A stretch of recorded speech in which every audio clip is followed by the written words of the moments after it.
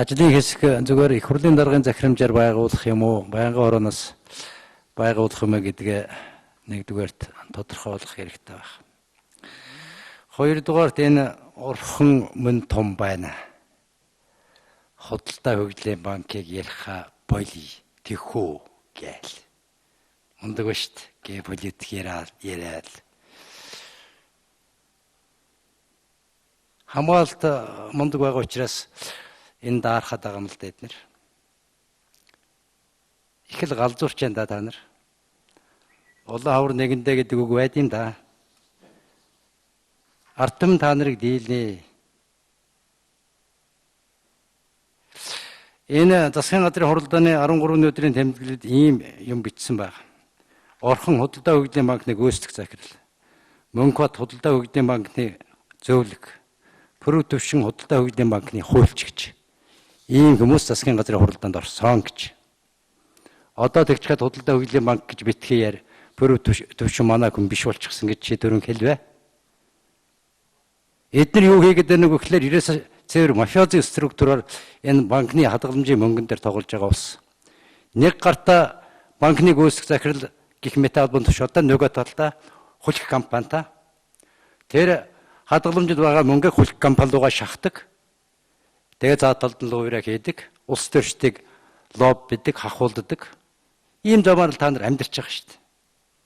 Анод банк гэж ийм банк байж байгаа дампуурсан. Бас баахан хувийн компани хажуудаа байгуулж байгаа тэрлүүгээ хадгаламж энэ мөнгө шахаж гаргаж байгаа зүйлд нь унсан шүү дээ. Та нар ийм юм хийж байгаа шүү дээ.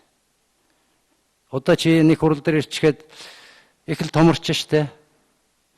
Тэгээ сайхан бэлгийн хэсэг байгаа минь 6 сар 13 өдөр. Тэгээ тэр 3 улсын төрийн тэргүүнэ. Тэр Путин ерөнхийлөгч элбэгдөрж нарыг зогсоож байгаа та нар наадахтаа гарын үсэг зур. Тэр Ташкентийн уулзалтаар ингэж юмнуудаа явуулвал зөв болно гэж. Амар агц 3 улсын төрийн тэргүүнд нэг зогсоож агаад гар өсөх зураг даалгавар өгсөн байж сайхан бэлэг. Норхонд өгч байгаа даалгавар тэр. Ийм л юм хийсэн ш та нар.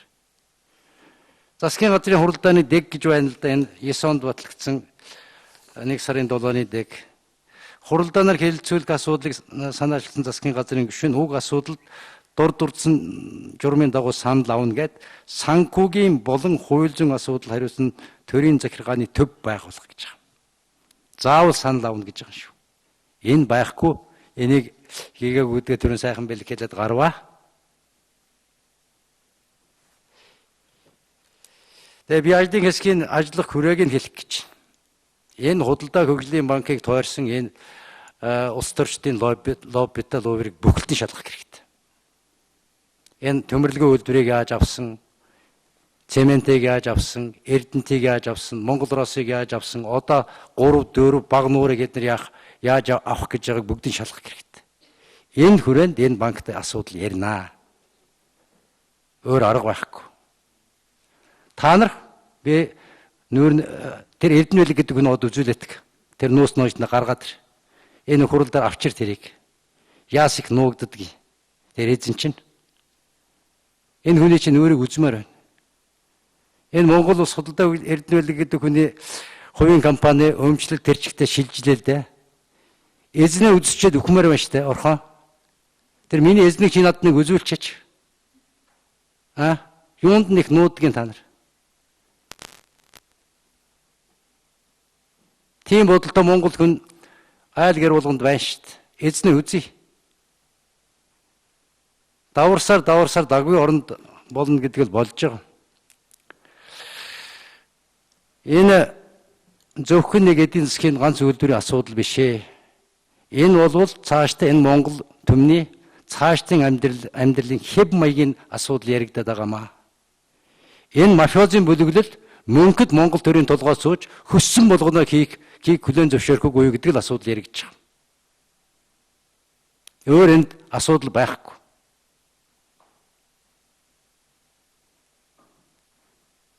Тэр Америкийн банк, арилжааны банк, том банкуд ингэж аж ахуйн нэгжүүдийг цөлмжээр нү?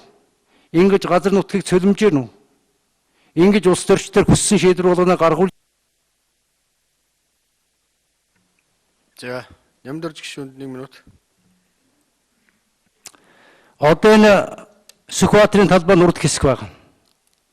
Энийг бас эдний тэр эзэн бас нэг QC юу ч өнөөний компани байгуулж байгаад авчихсан. Тэр компани өрөөнд очихлоор хүн байдгаа цоош даалганы үйлдвэрчний ордон дотор байна гэдэг телевизээр гарч байна л. Одоо энэ дархны ард төмөлгийн үйлдвэрийг авсан тэр 34 км төмөр зам шахсан компани гээд бас эдний тэр компани эзэн байж байгаа зааталт. 3.4 сая доллар километр зам тавьж байгаа. Тэгээд тэрийг жилийн дотор эргүүлээд төрд зарж байгаа. Зарах биш шахаж байгаа. 500 сая долларын баталгааг засгийн газар энэ компанид банкнд гаргаж өгч байгаа.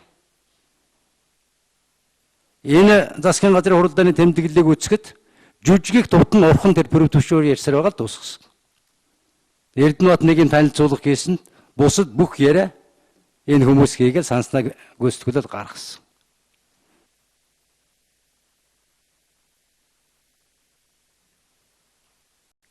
Би тэгээ сайхан бэлгийн ярианаас нэг юмд их гутрлаа. Энэ худалдаа хөгжлийн банкнаас дулуун дор засгийн газартаа байсан юм байна гэдгийг ойлголоо. Бид чадахгүй байсан чинь эднэр явж байгаад хийлээ гэж хэллээ. Нэг тохиолд. Хоёрдугаар тэр Орстек гэж компани захирал нэг хүн бичгээ уулсан байлаа л. Тийм нэг хүн бичгээрүүлгээр нь Монголын засгийн газар ямар ч гарц байсангүй гээд бүх хүссэн шийдвэрийг гаргаж өгсөн юм байна. Ийм байж болох уу? Шаардлага гарвал Монгол энэ эрх ашиг хөндөгдөх юм бол онц байдал зарлаж бүх удирдлагыг гартаа авах хэрэгтэй үндэсний аюулгүйн зөвлөлийн гишүүн байсан хүн шүү дээ. Ингэж Монголын засгийг ингэж Монголын төрийг дурамжилж болох уу? Сайхан дурамжилчаад гарлаа шүү.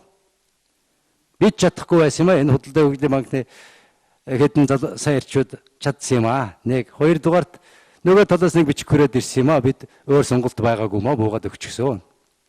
Хууль муулаа гэрээгээ зөрччихсөн. Тэгтээ яг их хуралдаараа болох юм байгаа үстэй гэл ингээл гарчин шүү дээ. Шившгэ ийм ерөнхий сайттай ийм засагтай байхыг үздэг л юм байна. Тэгээ би Эрдэнэ гишүүнд бас ажил хэрэг санал хэлэх гээд байна. Ардчсан бүлгийн гишүүдээс оруулсан дээрээ. Тэгээд энэ Баасгүй гишүүн дээр жавхлан оруулаад бүх юмыг нэг нүдээр үзээд нэг Монгол хүнээс сэтгэлээр ёстой улс төржилгүй нэг үннийг үзчих хэрэгтэй байна. Одоо Батсандангуур ямар муухай дайрчин та нар орхоо. Та нар энэ Кевлинхэнд өгдөг мөнгөнийхөө хэмжээг нэмээрэй за. Намайг гүтгүүлэх, дурамжлуулах, Батсандан дайш давшдуулах энэ компанид ажлынхаа зардлын төсвийг нэмэгдүүлээрэй за.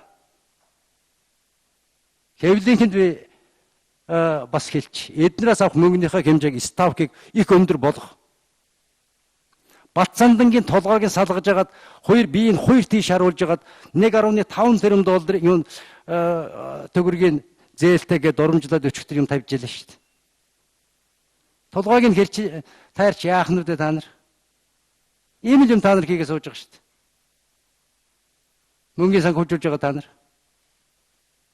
Та нарын энэ хөгийн сонингийн алуурт монумент нь бол унагдгаа байчихсан мэдж яв за.